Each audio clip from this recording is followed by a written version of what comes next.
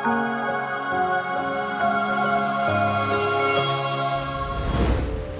गुरुर्ब्रह्मा गुरुर्विष्णु गुरुर्देवो महेश्वरा गुरु साक्षात परब्रह्म तस्मै श्री गुरुवे नमः। नमस्कार, स्वागत है आपका आचार्यवाणी में। मैं आचार्य डॉक्टर विक्रमादित्य आपके साथ हूँ। आज का विषय है धनु राशि वालों के लिए जून का मध्यकाल कैसा रहेगा। जून का मध्य का समय जो है विशेष तौर पर ग्रहों के विशेष परिवर्तन का इशारा कर रहा है। बड़े बड़े ग्रहों के परिवर्तन का योग बना रहा है और साथ साथ कई उत्सव ऐसे उपस्थित कर रहा है कि जो अनेक प्रकार की मनोकामनाओं को सिद्धि का अवसर प्रदान करने वाले हैं। शनि महाराज परिवर्तन की तरफ जा रहे हैं, अपनी गति में परिवर्तन करने वाले हैं, सीधी चाल चलते हुए वक्र गति को प्राप्त कर रहे हैं। और कई अनुसार ग्रहों के अनुसार से लोग बता रहे होंगे आपके लिए कष्ट के योग बना रहे हैं, लेकिन हमारे अनुसार से ये योग आपके लिए बहुत लाभकारी स्थिति बनने वाले हैं। जो धनु राशि वाले कई बार कंप्लेंट करते हैं, हम पढ़ते भी हैं उनके कमेंट्स के अंदर कि शायद धनु राशि वालों के लिए कुछ शनि महाराज कर ही नहीं रहे हैं। अब वक्र गति में होकर शनि महाराज और शक्ति संपन्न हो जाएंगे और आपको कार्यों को पॉजिटिव वे में से करने के योग बना लेंगे। बस आपको थोड़ा मोटिवेट होना है। देखिए, एक बात समस्या क्या चल रही है कि शनि महाराज आपकी 7.5 तो खत्म हो गई, लेकिन शनि महाराज कहाँ आ गए? आपके तृतीय भाव में। तृतीय भाव पराक्रम का भाव होता है और वहां शनि महाराज थोड़े क्या होते हैं, पराक्रम में थोड़ी कमी ला देते हैं, लेकिन अपने घर के हैं तो इसलिए अब वक्र गति को प्राप्त कर रहे हैं तो और ज्यादा शक्ति संपन्न हो जाएंगे। अपने आप को मोटिवेट करने का आपको प्रयास करना चाहिए। सही समय बिल्कुल अनुकूल है, कोई दिक्कत नहीं। और ये जून के मध्य भाग में तो आपके लिए कई पॉजिटिव चेंजेस आने के योग बनने वाले हैं। लेकिन सूर्य का परिवर्तन भी होने जा रहा है। सूर्य आपके सप्तम भाव में आएंगे और ये परिवर्तन जैसी होगा आपके अंदर थोड़ा सा एग्रेसिवनेस बढ़ा देंगे, थोड़ी झिझक बढ़ा देंगे, थोड़ी सी अंदर से झीक उत्पन्न करने के योग बना देंगे। गुस्से को कंट्रोल करेंगे तो बहुत बढ़िया से प्राप्ति के योग बन जाएंगे। और एक तो बहुत सुंदर योग बनने वाला है। उस समय में कुछ खास मनोकामनाओं की सिद्धि के लिए कुछ खास प्रयोग किए जाते हैं और आपकी राशि के अनुसार से कौन सा मार्ग आपके लिए प्रशस्त रहेगा वो भी हम इस वीडियो में आपको बताने वाले हैं। आपके बच्चों की उन्नति, आपके जीवन में उन्नति, आपकी नौकरी में उन्नति, आपके परिवार में उन्नति, आपके कष्टों का दूर होने का कैसा अवसर प्राप्त होगा, एक गुप्त बहुत सुंदर योग बनने वाला है, वो भी हम आपको बताने वाले हैं इसी वीडियो के अंतर्गत। तो इस वीडियो में आप बहुत चीजों को सावधानी के साथ सुन लीजिएगा। कौन सी तिथि में कैसा योग आपके लिए बनने वाला है ये हम विशेष तौर पर बताते हैं आपको। और बहुत सारे लोग हमारे साथ लगातार जुड़े भी रहते हैं और उन सबके लिए बहुत सारे कमेंट भी देते हैं। हम हमारे चैनल पर आकर बहुत आश्रम पे भी जुड़ते हैं और उन सबके जीवन में कल्याण के योग बनते हैं। आशा करते हैं आपके लिए भी ये समय शुभ रहेगा और आपकी राशि के अनुसार से हमें दिखाई भी दे रहा है। तो डेट वाइज समझ लीजिए कैसा रहेगा ग्रहों की गणना के अनुसार से। सबसे पहले हम बात कर लेते हैं 11 जून की। तो 11 जून का पंचांग क्या कहता है वो भी समझ लीजिए। आषाढ़ मास के कृष्ण पक्ष की अष्टमी तिथि और रविवार का योग है और मीन राशि में चंद्रमा का पदार्पण सुबह सुबह हो रहा है। मीन राशि में चंद्रमा का पदार्पण आपके लिए बहुत शुभ योग बनाने वाला है और सुबह 8:49 पर जैसे परिवर्तन होगा ये आपके लिए बहुत सुंदर रहेगा। ऐसे में रविवार का अवसर, अष्टमी का तिथि और साथ साथ ये बड़ी सुंदर है। ऐसे में माँ भगवती के लिए अष्टमी, जो दुर्गा जी के लिए रविवार का दिन प्रशस्त होता है, अष्टमी भी उनके लिए संबंध रखती है। तो ऐसे में विशेष तौर पर उनके मंत्रों से उनकी आराधना करें, उनके निमित्त थोड़ा सा यज्ञ करें। हमारे आश्रम पे तो यज्ञ होता ही है रविवार के दिन, तो उस यज्ञ में सब लोग सम्मिलित हो सकते हैं। नित्यपति के यज्ञ में तो नहीं हम किसी को आज्ञा देते हैं, लेकिन रविवार वाले दिन सुबह 8 बजे से लेकर 10 बजे तक सब लोग यज्ञ में सम्मिलित हो सकते हैं और उस दिव्य यज्ञ में बैठकर माँ भगवती का चमत्कार अपने जीवन में अनुभव कर सकते हैं। तो आप भी सम्मिलित होइए उसके अंदर। खैर, तिथि जो है वो आपके लिए बहुत शुभ है, लाभ की स्थिति बनाने के योग बनाएगी, सुख का पदार्पण करने के योग बनेंगे। ऐसे में कोशिश ये करें थोड़ा सा खर्चों को कंट्रोल करने का आपको प्रयास करना चाहिए, बेकारी खर्चों से बचने का प्रयास करना चाहिए।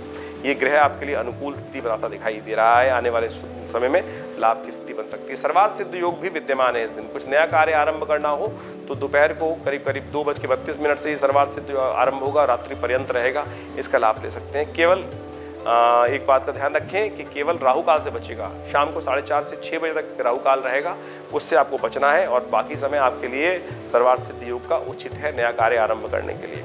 यदि हम बात करें 12 जून की, तो 12 जून को सोमवार का अवसर है, नवमी तिथि है और भगवान शिव का ध्यान करते हुए दिन का आरंभ करें, शिव का अभिषेक करें, थोड़ा सा दूध लेकर। देखिए दिन में अच्छे योग बनते दिखाई दे रहे हैं, आपके अनुकूल, आपके मेहनत के अनुकूल आपको फल प्राप्ति के योग बनते दिखाई दे रहे हैं। और विशेष तौर पर आपको अपने संतान का ध्यान रखने का प्रयास करना है, संतान के साथ बेकार बातों में अड़ना नहीं है।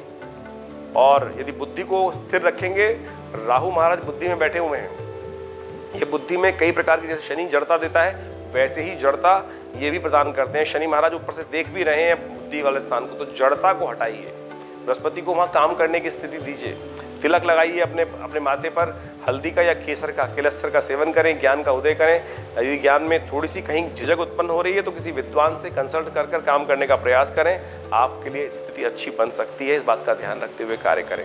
13 जून को ग्रहों का योगायोग दिखाता है कि उस दिन मंगलवार का अवसर है और साथ साथ पंचांग के अनुसार से उस दिन दशमी तिथि विद्यमान है। दशमी तिथि मंगलवार का अवसर और साथ में चंद्रमा का परिवर्तन। दोपहर को चंद्रमा का परिवर्तन होगा 1:32 पर और बृहस्पति के साथ जाते ही वो गजकेसरी योग बना लेंगे, लाभ की स्थिति उत्पन्न करेंगे, विचार के द्वारा लाभ की स्थिति बनेंगे और विशेष तौर पर मन और विचार और ज्ञान एक होकर विशेष तौर पर कई जगह जब एकत्र हो जाता है तो लाभ की स्थिति उत्पन्न कर देता है। तो ये शुभ तिथि है आपके लिए।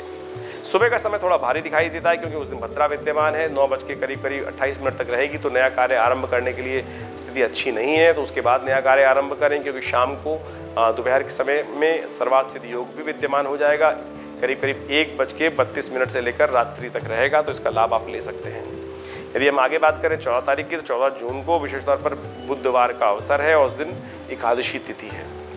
आषाढ़ मास की विशेष तौर पर कृष्ण पक्ष की एकादशी को योगिनी एकादशी कहा जाता है और ये भगवान विष्णु की कृपा प्राप्त करने के लिए अद्भुत है।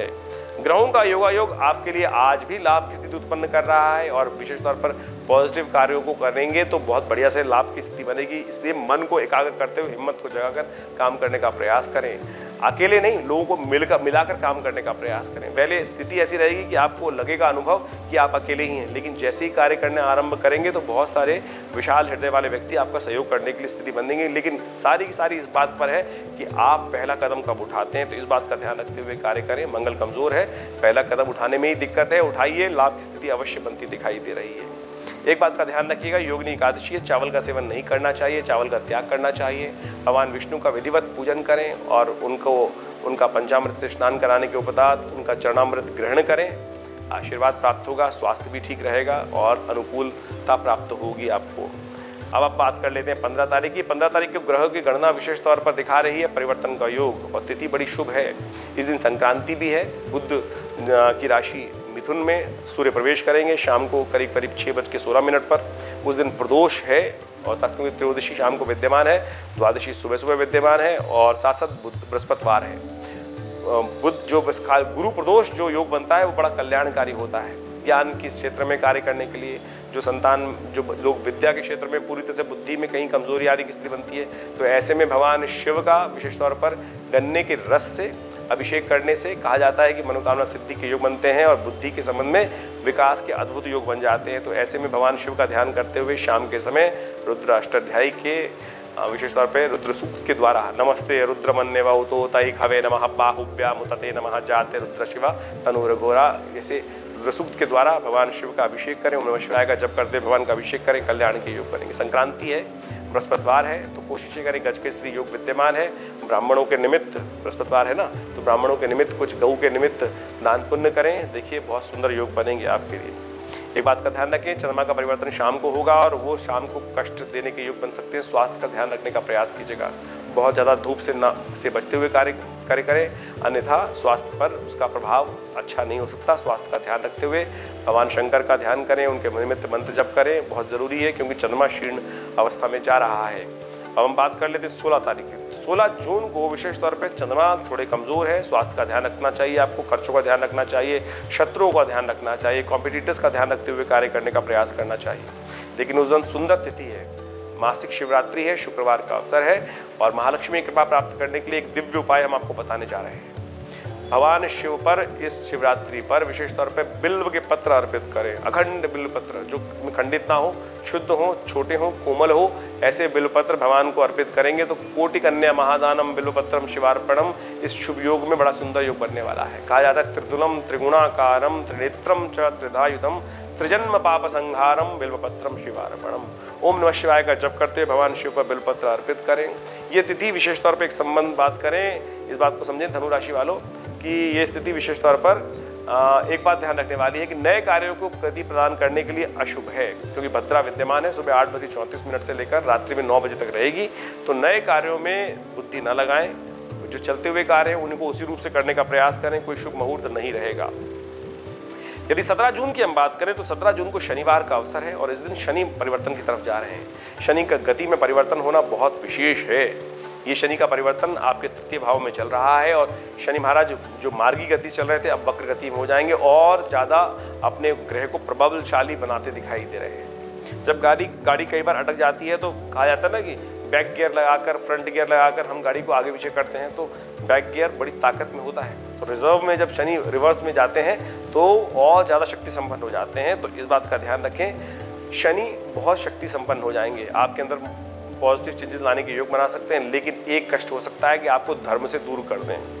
धर्म से दूर होंगे तो आप समझ लीजिए शनि नित्यम योग रत हैं, नित्यम योग रताय च। यदि शनि की दृष्टि आपके धर्म भाव पे पड़ रही है, भाग्य पे पड़ रही है तो वो अशुभ है। इसलिए भाग्य को जगाने के लिए धर्म कार्यों से अपने आप को दूर ना करें, इस बात का ध्यान रखना आपको परम आवश्यक है, अन्यथा कष्ट की स्थिति बन सकती है। अमावस्या की तिथि है, कोशिश करें अपने पितरों के निमित्त कुछ दान पुण्य करें, उनका तर्पण करें, बहुत कल्याणकारी योग बनेंगे। उड़द की दाल का दान करना आपके लिए बहुत शुभ है। 18 जून की यदि हम बात करें तो उस दिन रविवार का अवसर है, अमावस्या तिथि है। रविवार की अमावस्या विशेष तौर पर कई कार्यों के लिए बड़ी श्रेष्ठ मानी जाती है। इस दिन पीपल का पूजन, पीपल के पास नहीं जाना चाहिए, पीपल का दर्शन नहीं, पीपल का स्पर्श भी नहीं करना चाहिए, इससे आपको बचने का प्रयास करना चाहिए। कहा जाता है यदि इस दिन पीपल का दर्शन करें, उसका स्पर्श करेंगे तो अलक्ष्मी के रूप में मां लक्ष्मी प्राप्त हो जाती हैं। तो इससे ध्यान रखते हुए कार्य करें। इस दिन विशेष तौर पर गौ का पूजन करें, ब्राह्मणों की सेवा करें, यह आपके लिए बहुत शुभ रहेगा। इस दिन जो परिवर्तन है वो विशेष तौर पर चंद्रमा का परिवर्तन होने जा रहा है। सुबह 5 बजे के आसपास चंद्रमा का परिवर्तन होगा, ये आपके लिए पॉजिटिव रहेगा। आपके अंदर मोटिवेशन का उदय होगा, बहुत सारी बातें आपको ज्ञान के स्वरूप में प्राप्त होने के योग बनेंगे और बहुत सारी इंट्यूशन से आप लाभ ले सकते हैं। पूर्वाभास जैसी आपको चीज प्राप्त हो सकती है और वो आपके अंदर पॉजिटिव चेंजेस लाने का अवसर आपको प्रदान कर सकती है। तो इसका लाभ आप लेने का प्रयास कीजिए। 19 तारीख की हम बात करें तो तिथि बहुत शुभ है। उस दिन गुप्त नवरात्रे आरंभ हो रहे हैं और ये गुप्त नवरात्रे आपके लिए बड़े कल्याणकारी योग बनाने वाले हैं। आषाढ़ मास की शुक्ल पक्ष की प्रतिपदा तिथि और उसी दिन चंद्र दर्शन और उस दिन से गुप्त नवरात्रे का आरंभ, ये बहुत सुंदर योग है, सोमवार का अवसर। इसका लाभ आपको अवश्य लेने का प्रयास करना चाहिए। ग्रह आपके अनुकूल है, लाभ की स्थिति बना रहे हैं और आप अपने अंदर पॉजिटिव चेंजेस, पॉजिटिव फीलिंग्स का चेंजेस स्वयं महसूस कर पाएंगे, ऐसा योग भी बनता दिखाई दे रहा है। तो अपने आप को मोटिवेट करें, काम में लगे और साथ साथ मां भगवती की प्रार्थना अवश्य करें। गुप्त नवरात्रे बड़े चमत्कारी होते हैं। कहा जाता है कि मां भगवती की प्रार्थना गुप्त रूप से करने का प्रयास करना चाहिए, इसीलिए आषाढ़ के नवरात्रों का नाम गुप्त नवरात्रा रखा जाता है। ये गुप्त नवरात्रे मनोकामना सिद्धि के लिए अद्भुत प्रकार से शुभ योग बनाते हैं। ऐसे में किया गया कर्म कई गुना अधिक लाभ देता है।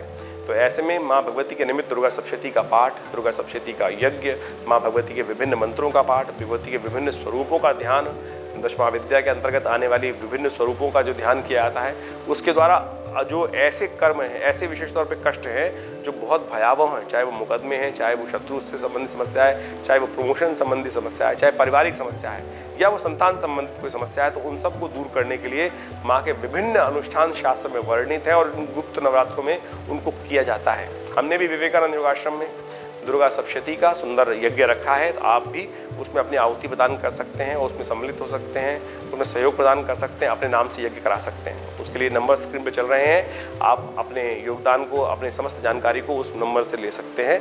आपके लिए सुंदर योग बनेगा। यदि हम 20 जून की बात करें तो 20 जून को मंगलवार का अवसर है, ग्रहों का परिवर्तन का योग बन रहा है। ग्रहों का योग परिवर्तन जो है उससे आपको सावधान रहना चाहिए। चंद्रमा का परिवर्तन जो होगा वो कर्क राशि के साथ में जाएंगे और वहां मंगल पहले से विद्यमान है। और ऐसे में एक बात ध्यान रखिएगा, कहीं आप लोगों के साथ कुछ झगड़ा ना कर लें, अननेसेसरी की लोगों को एडवाइस ना दें, इस बात का ध्यान रखिएगा। कई लोगों को बेकार आपकी एडवाइस जो है बुरी लग जाए और उनसे आपके मतभेद उत्पन्न हो जाए, ऐसी स्थिति बन सकती है। ऐसे में आपको विशेष तौर पे हनुमान जी का पाठ करना चाहिए, हनुमान जी को चोला चढ़ाना चाहिए, हनुमान जी को चूरमे का भोग लगाना चाहिए। वैसे तिथि बड़ी शुभ है, मनोरथ तृतीया है, गुप्त नवरात्रों का योग चल रहा है। आशा करते हैं इसका आप पूर्ण लाभ लेने का प्रयास करेंगे। लेकिन बुध अस्त हो रहे हैं, ये बुध अस्त होने से क्या होता है, सामाजिक क्षेत्र में, व्यावसायिक क्षेत्र में बुद्धि थोड़ी सी कम काम करती है। ऐसे में इसका लाभ, आपका उपाय यही है कि गौ के निमित्त पालक का दान करें। यह आपकी राशि के अनुसार से बड़ा अनुकूल उपाय रहेगा। इसको करने से लाभ की स्थिति बन सकती है। और हमने गुप्त नवरात्रि पे जैसा आपको कहा कि विशेष यज्ञ रखा है, आप सब भी इसमें सम्मिलित हों और अपने निमित्त उस यज्ञ में आहुति प्रदान करें, आप सहयोग प्रदान करें, अपने निमित्त यज्ञ के लिए विशेष तौर पर स्थान आरक्षित करने का प्रयास करें। विद्वान पंडितों की सुंदर व्यवस्था है, आपके नाम से जो आप बिठाना चाहें तो उन पंडितों को आप संकल्प देकर आप अपने नाम से यज्ञ में बिठा सकते हैं। उसके लिए समस्त जो कार्य की व्यवस्था है, इन नंबर्स पर, जो नंबर स्क्रीन पर चल रहे हैं, उन पर फोन कर आप अपने आरक्षण की स्थिति को आरक्षित करने के लिए स्थान को आरक्षित करने के लिए विशेष तौर पर व्यवस्था बना सकते हैं। धन्यवाद।